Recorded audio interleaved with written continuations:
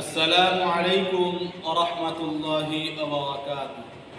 প্রিয় দর্শক শ্রোতা, আশা করি আপনারা সকলেই ভালোই আছেন। আজকে আমি আপনাদের সম্মুখে ফিরকায়ে নাজিয়া অর্থাৎ নাজাতপ্রাপ্ত দল কোনটি এই নিয়ে কিছু কথা বলব। বিশ্বনবী সাল্লাল্লাহু আলাইহি ওয়াসাল্লাম বলেছেন, তাফতারিকু উম্মতি আলা 73 ফিরকাতান। আমার উম্মত 73টি দলে বিভক্ত হয়ে পড়বে।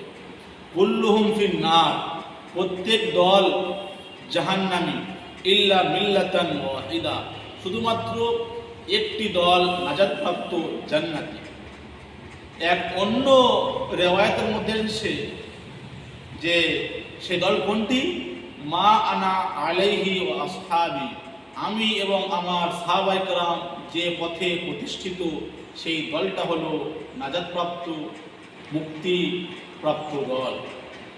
মুসনাদুল হিন্দ শাহ ওলিউল্লাহ মুহাদ্দিস দেহলভী রাহমাতুল্লাহ আলাইহি স্বীয় কিতাব হুজ্জাতুল্লাহিল বালিগার মধ্যে জান্নাতি দল, নাজাতপ্রাপ্ত দলকে চিহ্নিত করতে গিয়ে তিনি একটি বার্তা দিয়েছেন।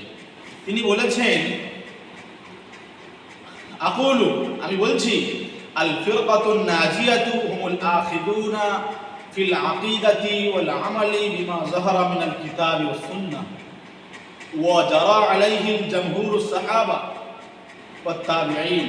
আমি বলছি যে নাজাতপ্রাপ্ত দল ওই দলটি যারা আকীদা এবং আমলের ক্ষেত্রে ওই জিনিসকে গ্রহণ করে যেটি কোরআন এবং সুন্নাহ দ্বারা প্রমাণিত এবং যার উপরে জমহুর সাহাবায়ে কেরাম এবং তাবেঈনদের আমল ছিল, এটি হলো মুক্তিপ্রাপ্ত দল।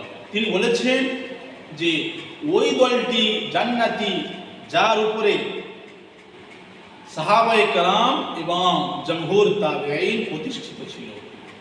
মেরা মহতরম দোস্ত বুজুর্গ, সেজন্য আমাদের দায়িত্ব যে বর্তমান মার্কেটে অনেক ফিরকা তারা ভ্রান্ত আকীদা প্রচার প্রসার করছে, সেদিক থেকে আমরা সচ্চার থাকব এবং ভ্রান্ত আকীদা বর্জন করব।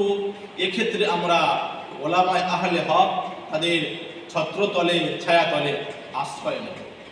এই বলে এখানে আমার সংক্ষিপ্ত আলোচনাটি সমাপ্ত করছি।